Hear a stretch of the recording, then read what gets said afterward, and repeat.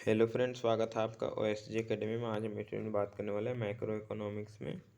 Topic है वितरण का सीमांत उत्पादकता सिद्धांत, जिसमें कि हम लोग देखेंगे वितरण का सिद्धांत क्या है, फिर वितरण का सीमांत उत्पादकता सिद्धांत क्या है, सीमांत उत्पादकता की माप किस तरह से की जाती है और सीमांत उत्पादकता सिद्धांत की आलोचनाएँ क्या क्या हैं, उन सभी टॉपिक पर चर्चा करेंगे। तो सबसे पहले देखते हैं वितरण का सिद्धांत क्या है उसे। तो वितरण के सिद्धांत में जो उत्पादन के साधन जो होते थे, उत्पादन के साधन क्या होता था, तो भूमि होता था, श्रम होता था, पूंजी होता था, उद्यमी होता था। तो ये इन सभी जो उत्पादन के साधन हैं उनकी सेवाओं की कीमत जो होता है उसका निर्धारण का व्याख्या किया जाता है वितरण का सिद्धांत में। और साधन का कीमत किस तरह से निर्धारण होता है, तो भूमि का किराया के रूप में होता है, श्रम का मजदूरी, पूंजी का ब्याज और उद्यमी का लाभ, इन रूपों में होता है निर्धारण। साधनों की कीमतों का निर्धारण का अर्थ होता है कि उनकी सेवाओं की कीमत को निर्धारण करना, और साधनों के सेवाओं का मूल्य को वितरण के सिद्धांत में शामिल किया जाता है। और फिर वितरण के सिद्धांत में जो है कार्य के अनुसार इसका वितरण की व्याख्या किया जाता है। तो इसे फुल एक्सप्लेनेशन देखेंगे हम लोग। इसमें देखते हैं समष्टिपरक सिद्धांत, इसमें व्यष्टिपरक और समष्टिपरक कुछ है। तो व्यष्टिपरक सिद्धांत में क्या क्या है, तो इसमें उत्पादन साधनों के सापेक्ष कीमत है, जैसे कि श्रमिक की मजदूरी दर, भूमि पर लगान की दर और पूंजी पर ब्याज की दर। और आगे देखिए समष्टिपरक सिद्धांत, तो इसमें राष्ट्रीय आय के विभिन्न साधनों के समस्त भागों का वितरण किया जाता है और इसे वितरणात्मक भागों का सिद्धांत भी कहा जाता है। इसमें श्रमिकों के समस्त भागों का मजदूरी दर यानी कि कुल श्रमिक का, लगान का समस्त भागों का दर और फिर लाभ के समस्त भागों का दर इसमें आता है। आगे देखें हम लोग, तो अब देखते हैं हमारा टॉपिक वितरण का सीमांत उत्पादकता सिद्धांत। तो इसका परिभाषा देखते हैं हम लोग। इसे व्याख्या जो है वह अगले पार्ट में करेंगे, नेक्स्ट वीडियो में। तो इसका व्याख्या मतलब देखते हैं परिभाषा क्या है, इसकी आलोचनाएं क्या है। तो दी हुई मान्यता जो होती है, कुछ मान्यताएं दी गई, हम लोग लास्ट में देखेंगे मान्यता। उसके अंतर्गत दीर्घकाल में किसी भी साधन के पुरस्कार में उसके सीमांत उत्पादकता के बराबर होने की प्रवृत्ति होती है। यानी कि कोई भी साधन है तो उसका पुरस्कार कितना होगा, तो उस साधन का सीमांत उत्पादन के बराबर होना चाहिए। इसका प्रतिपादन जो है सीमांत उत्पादकता का सिद्धांत का प्रतिपादन जो है 19वीं सदी में जे.बी. क्लार्क, वालरस और विक्सटेड ने किया था। और इसका पूरा व्याख्या अच्छे से जॉन रॉबिन्सन और जे.आर. हिक्स के द्वारा किया गया है। ऐसा मान्यता जो मजदूरी को, लगान, ब्याज तथा लाभ जैसे साधनों की व्याख्या करता है, इस सभी की कीमतों का, तो वही जो है सीमांत उत्पादकता सिद्धांत कहलाता है। यह एक जो है वह सामान्य सिद्धांत है और इसके माध्यम से सभी साधनों के परिश्रमों की व्याख्या की जाती है। यह जो सिद्धांत है सीमांत उत्पादकता, यह एक सामान्य सिद्धांत है, सिंपल सा। इसमें उत्पादन के सभी साधनों की व्याख्या की जाती है।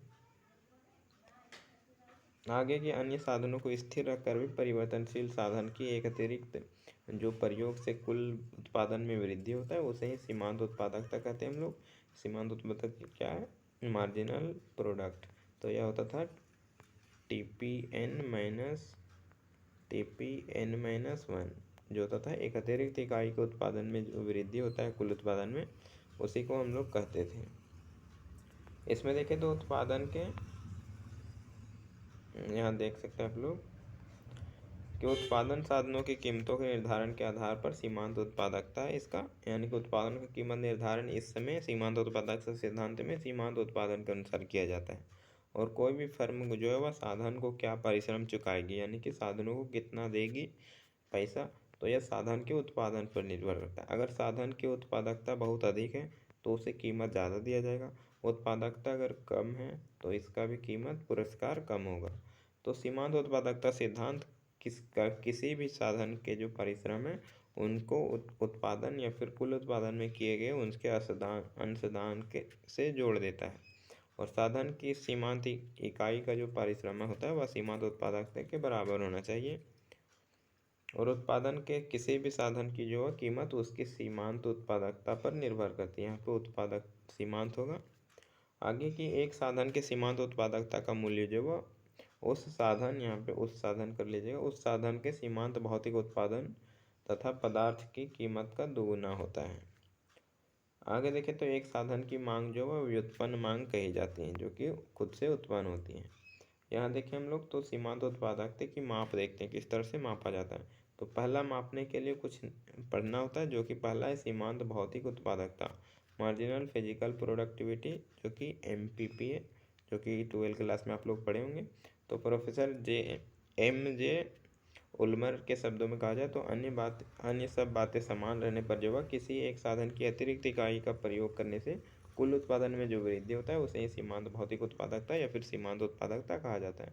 तो इसे इस तरह से लिख सकते हैं, MPP is equal to MPP marginal product physical product is equal to TPP यानी कि total physical product minus TPP total physical product. इसमें n है यानी कि n इकाई का, तो इसमें n इकाई के पहले वाला को घटाना होता है, तो निकल जाता है हमारा MPP।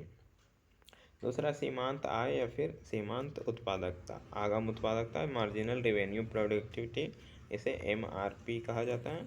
तो प्रोफेसर उल्मर के शब्द में इसे बोला जाए तो अन्य बातें समान रहने पर जो किसी एक साधन के अतिरिक्त इकाई का प्रयोग से कुल आय में जो वृद्धि होता है तो उसे ही सीमांत उत्पादकता या फिर सीमांत आय कहा जाता है। तो MRP is equal to TR total revenue N में टोटल रेवेन्यू N को माइनस किया जाता है। इसमें मतलब है सीमांत आय का फॉर्मूला, सीमांत आय का एक और फॉर्मूला था MR equal to T change in TR divide by change in Q। तो MRP इज इक्वल टू एक और होता है MPP इंटू MR जो होता था उसमें, तो MR AR सभी बराबर होते थे, डिमांड सब बराबर होते हैं पूर्ण प्रतियोगिता में। तीसरा है सीमांत उत्पादकता का मूल्य, वैल्यू ऑफ मार्जिनल प्रोडक्टिविटी, इसे भी MP बोला जाता है। तो एक साधन की सीमांत भौतिक उत्पादकता जो है MPP को उस साधन द्वारा जो उत्पादित वस्तु की कीमत से, जिसे कि AR या फिर P या फिर D कहा जाता है, से गुना करके आय को बढ़ाया जाता है। पूर्ण प्रतियोगिता में यह होता है MR is equal to AR is equal to P is equal to D, सभी एक सीधी रेखा में होते हैं जो कि एक अक्ष के समांतर होते हैं, AR MR होता है।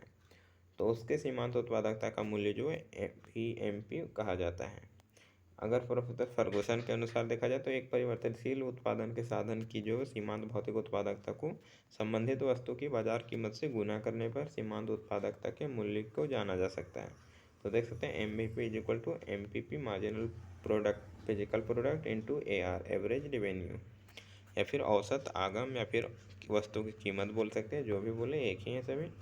अब हम लोग देखते हैं, तो वीडियो अच्छे लगे लाइक कमेंट चैनल को सब्सक्राइब कर लीजिएगा। और इसमें जो इसका व्याख्या किया जाता है ग्राफों के द्वारा वह हम लोग अगले वीडियो में देखेंगे, तो वीडियो के लिए कमेंट कीजिएगा।